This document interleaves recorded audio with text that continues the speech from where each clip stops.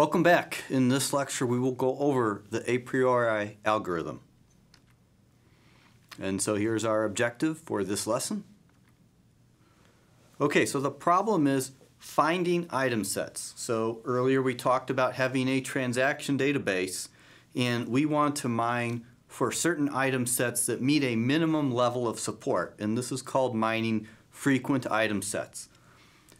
In the larger context of rule learning, this is a key step in performing rule learning that we'll discuss in a different lecture.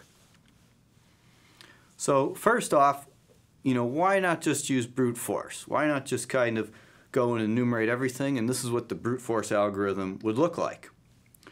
So we've got a database with n transactions for m different items, and we want to find all item sets that have min support level of support or better.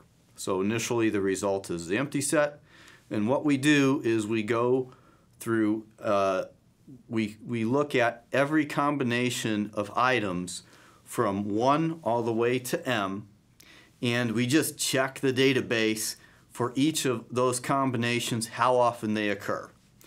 So we're totally being exhaustive here. We're checking everything, and if a given combination, if it occurs at least min support number of times in the database, we just add that combination to the result. So very simple. If you're familiar with Python, there's this package called itertools. That's one of the packages included in it. Very easy to implement this using itertools and the set stuff in Python. But here's the problem. This is going to be exponential runtime. It's going to take forever for any any sizable problem. It's doing this because it's going to needlessly examine item sets that just never even occur.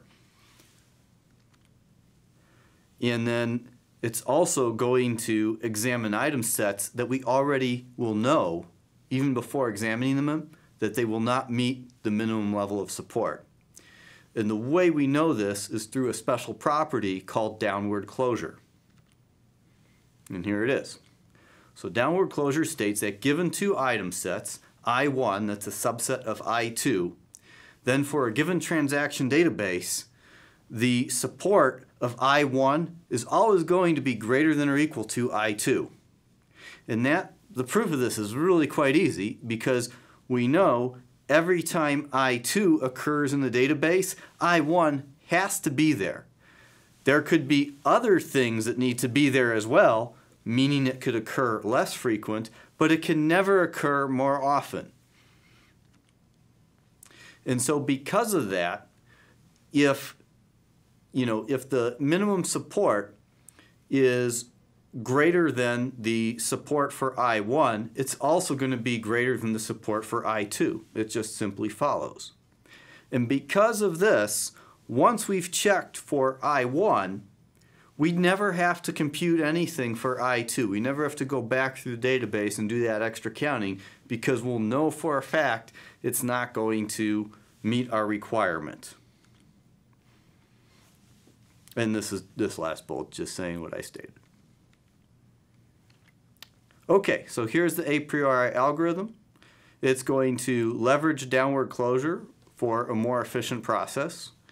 It will it's an iterative process, what's called a level-wise search.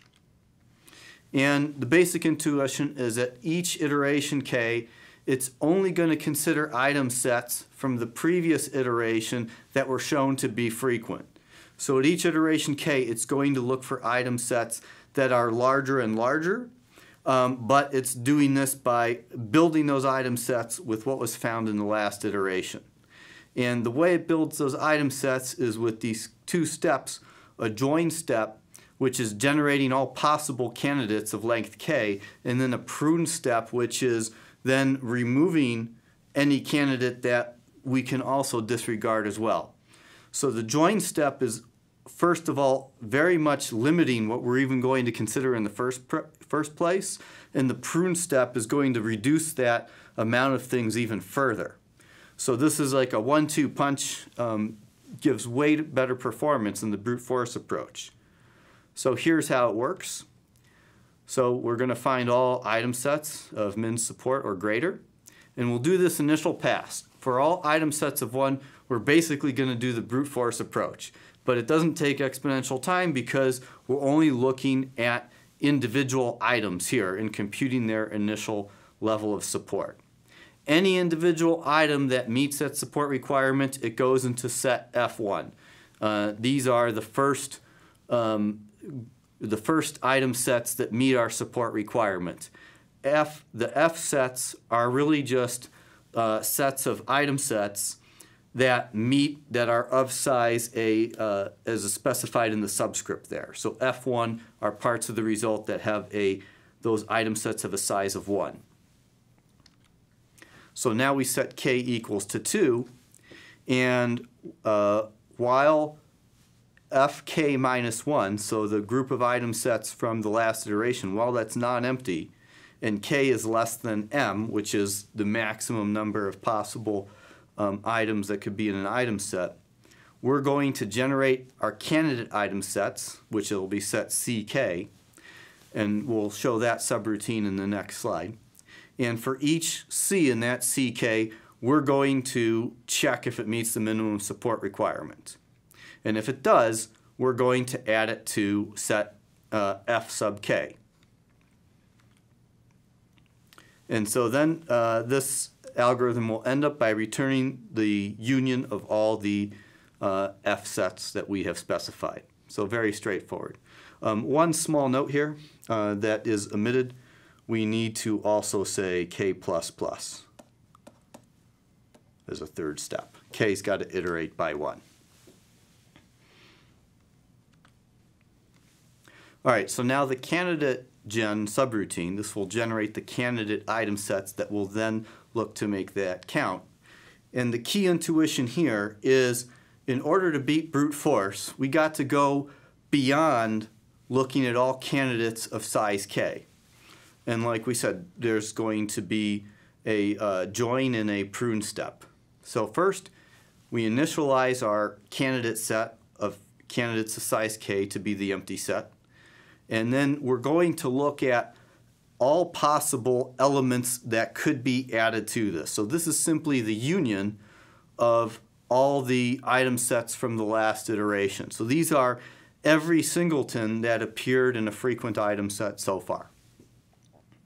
Because anything that didn't appear there can't possibly be in a frequent item set of the next size up.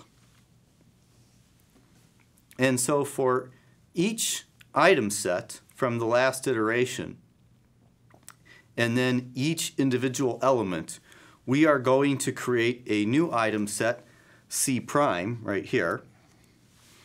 And that is simply the current candidate we're considering, plus one of the elements from the things to add. Now, this note here, a little detail, is we are assuming that X is not already in C prime.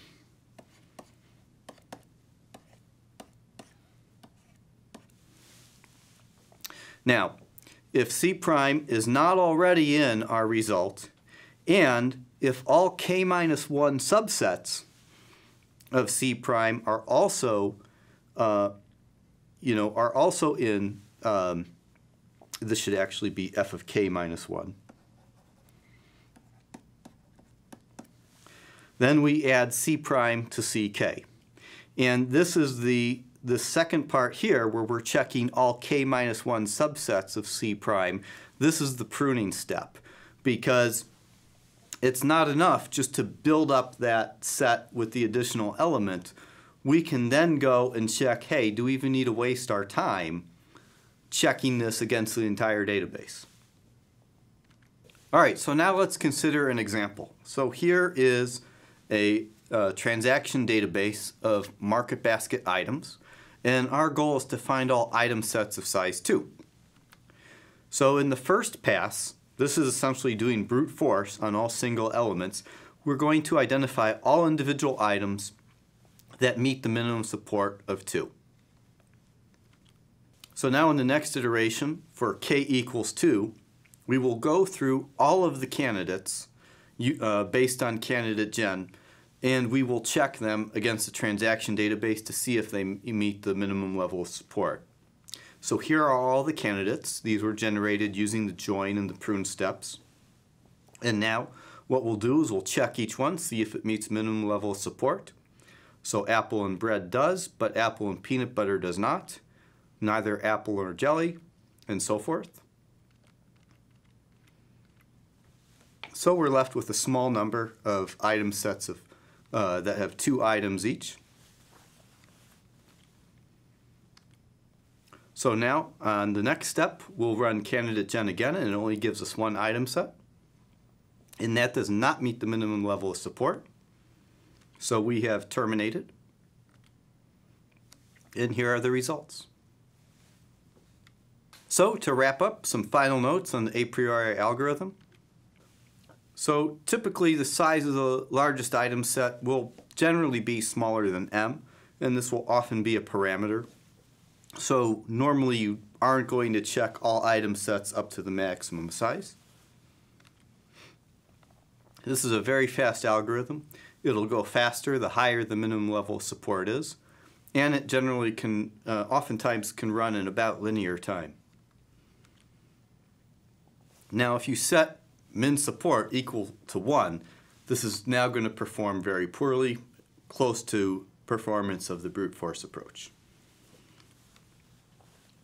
But like I said, the key is the higher the level of minimum support, the more sparsity is going to be leveraged by the algorithm, and the faster it will run. So this concludes the lecture on the Apriori algorithm. Stay tuned for more content.